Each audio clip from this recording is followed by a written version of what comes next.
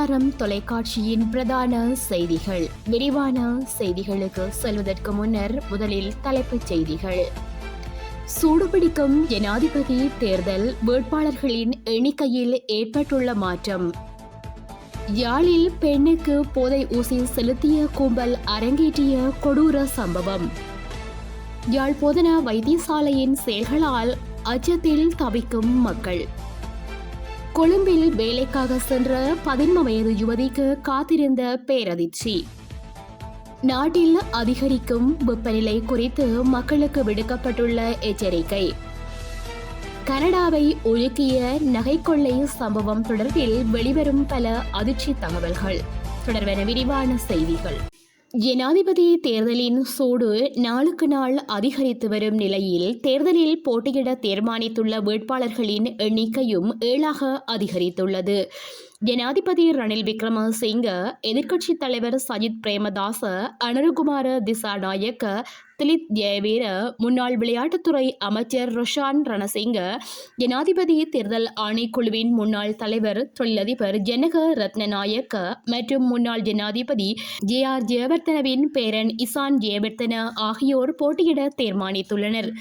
இதேவேளை ஸ்ரீலங்கா சுதந்திர கட்சியும் ஜனாதிபதி தேர்தலில் போட்டியிட வேண்டுமென அக்கட்சியின் பதில் தலைவரும் நீதித்துறை, சிறைச்சாலை விவகாரங்கள் மற்றும் அரசியலமைப்பு மறுசீரமைப்பு அமைச்சருமான கலாநிதி விஜயதாச ராஜபக்ஷ அண்மையில் கோரிக்கை விடுத்துள்ளார். இந்த விடயம் தொடர்பில் கருத்து தெரிவித்த அமைச்சர் விஜயதாச ராஜபக்ஷ, எதிர்வரும் சில வாரங்களில் கோரிக்கை தொடர்பான தனது முடிவை அறிவிப்பதாக நேற்றைய தினம் தெரிவித்திருந்தார். இந்நிலையில் ஸ்ரீலங்கா பொதுஜன பெரமுனவின் ஜனாதிபதி வேட்பாளர் இன்னும் தீர்மானிக்கப்படவில்லை எனவும், ஜனாதிபதி வேட்பாளர் யார் என்பதை தீர்மானிக்கும் அதிகாரம் கட்சியின் தலைவரான முன்னாள் ஜனாதிபதி மஹிந்த ராஜபக்ஷவிடம் ஒப்படைக்கப்பட்டுள்ளதாக கட்சியின் பொதுச் செயலாளர் சட்டத்தரணி சாகர காரியவசம் தெரிவித்துள்ளார். இதேவேளை ஸ்ரீலங்கா பொதுஜன பெரமுனவின் ஜனாதிபதி வேட்பாளர் யார் என்பது கட்சியின் மேதின கூட்டத்தில் அறிவிக்கப்படும் என தகவல்கள் தெரிவிக்கின்றன. இதற்கமைய எதிர்வரும் காலங்களில் ஜனாதிபதி தேர்தலில் மேலும் பல வேட்பாளர்கள் இணையவுள்ளதாக அரசியல் வட்டார தகவல்கள் குறிப்பிடுகின்றன. ஜனாதிபதி தேர்தலுக்கு அதிக எண்ணிக்கையிலான வேட்பாளர்களின் பெயர் முன்வைக்கப்படுவது இதுவே முதல் முறை எனவும் அரசியல் வட்டாரங்கள் தெரிவிக்கின்றன. யாழில் கும்பல் ஒன்று பெண்ணுக்கு போதையூசி செலுத்தி பாலியல் துஷ்பிரயோகத்திற்குட்படுத்தியதாக பருத்தித்துறை போலீசாருக்கு முறைப்பாடு கிடைக்கப்பெற்றதை அடுத்து போலீசார் விசாரணைகளை முன்னெடுத்துள்ளனர். யாழ்நகர் பகுதியை அண்டிய கிராமத்தை சேர்ந்த 34 வயதினையுடைய பெண்ணொருவரின் தாய் தந்தை மரணமடைந்ததை அடுத்து குறித்த பெண்ணும் அவரது மூத்த சகோதரியும் பருத்தித்துறையில் உள்ள ஆதரவற்றோர் பாதுகாப்பு இல்லத்தில் தங்கியிருந்துள்ளனர்.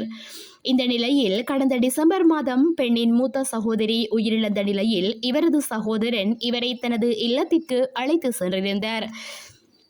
சகோதரனின் இல்லத்தில் தங்கியிருந்த வேளை ஜனவரி மாதம் வீட்டில் ஆட்களற்ற வேளை உள்நுழைந்த கும்பல் ஒன்று போதைப் பொருளை வழங்கி அதனை பலவந்தமாக நுகர வைத்து அடித்து துன்புறுத்தி வன்புணர்வுக்கு உட்படுத்தியுள்ளனர்.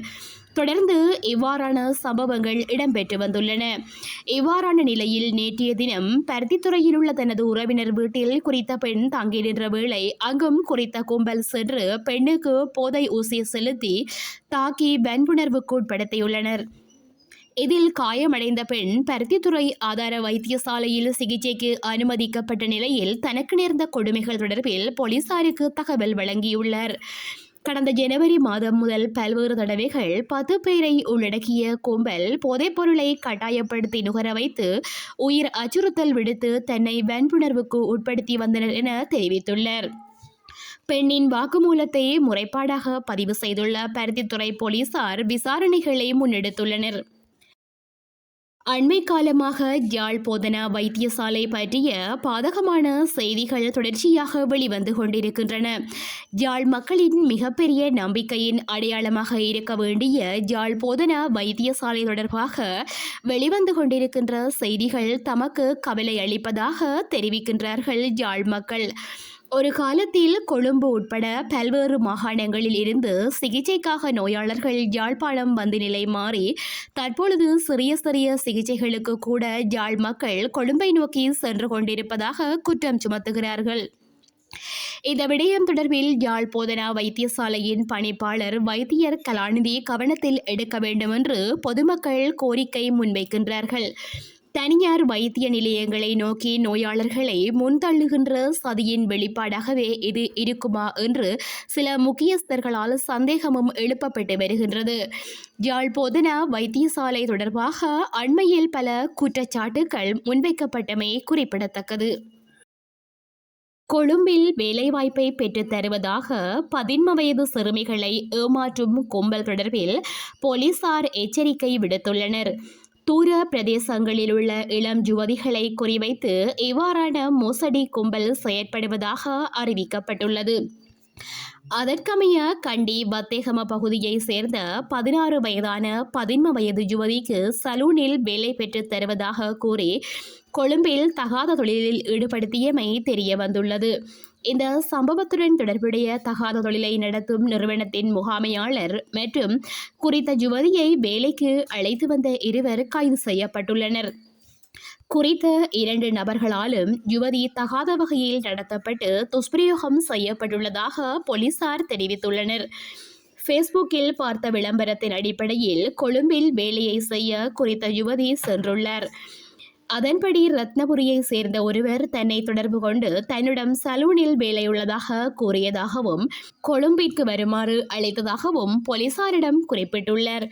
பின்னர் குறித்த சிறுமியை சந்தித்த நபர் தலவத்துகொட பிரதேசத்தில் அமைந்துள்ள மசாஜ் நிலையத்தில் ஒப்படைத்துள்ளார். வேலை வாங்கி தருவதாக யுவதியை ஏமாற்றி இந்த இடத்தில் இணைத்த நபர் மசாஜ் நிலையத்திற்கு அழைத்து சென்ற உரிமையாளரின் ரகசிய காதலி என கூறப்படும் 23 வயதினை உடைய யுவதி மற்றும் மசாஜ் மையம் இயங்கும் கட்டிடத்தின் உரிமையாளரும் கைது செய்யப்பட்டுள்ளார்கள். சந்தேக நபர்கள் நுகேகுட நீதவான் முன்னிலையில் ஆஜர்படுத்தப்பட உள்ளனர். போலீசாரால் கைது செய்யப்பட்ட சிறுமி மருத்துவ பரிசோதனைக்காக களபோவில போதனா வைத்தியசாலையில் அனுமதிக்கப்பட்டுள்ளார். நாட்டின் வடக்கு, கிழக்கு, வடமத்திய, வடமேல், மேல் சப்ரகமுவ மற்றும் தென் மாகாணங்களிலும் அத்துடன் மொனராகலை மாவட்டத்திலும் இன்று அதிகரித்த வெப்பநிலை காணப்படும் என சிரேஷ்ட வானிலை அதிகாரி கலாநிதி முகமது சாலிஹின் தெரிவித்துள்ளார். மத்திய சப்ரகமுவ, மேல் மற்றும் வடமேல் மாகாணங்களின் பல இடங்களில் அத்துடன் காலி மற்றும் மாத்தறை மாவட்டங்களின் பல இடங்களிலும் பிற்பகல் 2 மணிக்கு பின்னர் மழை அல்லது இடியுடன் கூடிய மழை பெய்யக்கூடும். கனடாவின் விமான நிலையத்தில் கொள்ளையிடப்பட்ட 400 கிலோகிராம் தங்கத்தின் ஒரு பகுதி உருக்கப்பட்டுள்ளதாக அந்நாட்டு தகவல்கள் தெரிவிக்கின்றன. இதன்படி டொரண்டோவின் நகைக்கடையொன்றில் இந்த தங்கம் உருக்கப்பட்டுள்ளதாக தெரிவிக்கப்படுகின்றது. எனினும் எவ்வளவு தங்கம் எவ்வாறு நகைக்கடையில் உருக்கப்பட்டது என்பது பற்றிய துல்லியமான தகவல்கள் இதுவரையில் வெளியிடப்படவில்லை. இந்த கொள்ளை சம்பவம் தொடர்பில் தமிழர் ஒருவர் உள்ளிட்ட 5 பேர் கைது செய்யப்பட்டுள்ளனர். கொள்ளை சம்பவம் தொடர்பில் 12 பேருக்கு எதிராக குற்றம் சுமத்தப்பட்டுள்ளது. இந்த கொள்ளை சம்பவத்துடன் ஏர் கனடா விமான சேவை நிறுவனத்தின் 2 பணியாளர்களுக்கும் தொடர்பு உண்டு என விசாரணைகள் மூலம் தெரிய வந்துள்ளது. தொடர்ந்தும் செய்திகளை www.tamilaram.com என்ற இணையதளத்தில் பார்வையிடலாம்.